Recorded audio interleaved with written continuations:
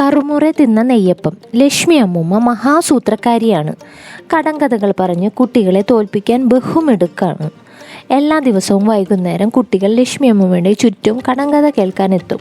അപ്പോഴൊക്കെ അമ്മൂമ്മ പറയും, ദാ അമ്മൂമ്മ കടങ്കഥ ചോദിക്കാൻ പോകുന്നു, ഉത്തരം പറയാണ്ടിരുന്നാൽ 100 കടമാണ്, പറഞ്ഞാലോ വയറു നിറയെ നെയ്യപ്പം തരാം. ഹായ് ഹായ് നെയ്യപ്പം. നെയ്യപ്പത്തിൻ്റെ സ്വാദ് കുട്ടികളുടെ നാവിലൂറി വരും.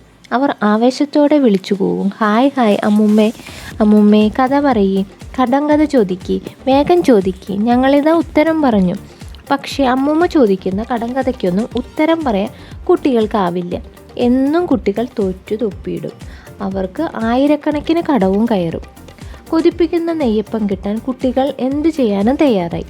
അങ്ങനെയിരിക്കെ ഒരു ദിവസം കുട്ടികൾ അമ്മുമ്മയെ പറ്റിക്കാൻ തന്നെ തീരുമാനിച്ചു. അന്നുണ്ടല്ലോ പതിവിലും നേരത്തെ അവർ അമ്മുമ്മയുടെ അരികിലെത്തി. അമ്മുമ്മേ ഇന്ന് ഞങ്ങൾക്ക് കടങ്കഥ കേൾക്കണ്ട, കൂട്ടത്തിൽ ഏറ്റവും കുസൃതിയായ അപ്പു പറഞ്ഞു. അത് ശരി, പിന്നെന്തിനാ കുട്ടികളെ നിങ്ങൾ വന്നതോ?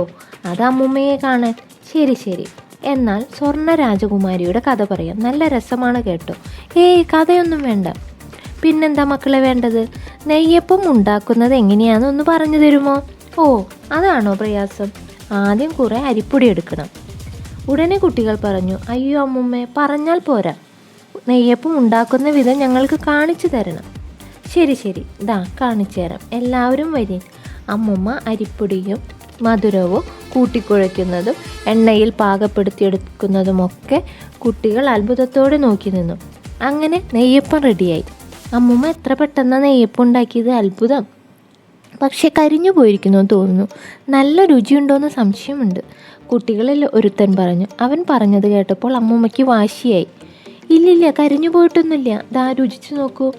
ചൂടോടെ ചുട്ടെടുത്ത ഓരോ നെയ്യപ്പവും അമ്മൂമ്മ കുട്ടികളുടെ കയ്യിൽ വെച്ചു കൊടുത്തു. കുട്ടികൾ നെയ്യപ്പം കറുമുറെ തിന്നു. തീറ്റ കഴിഞ്ഞതും കുട്ടികൾ ആർത്തു വിളിച്ചു, അയ്യോ അമ്മൂമ്മയെ പറ്റിച്ചേ.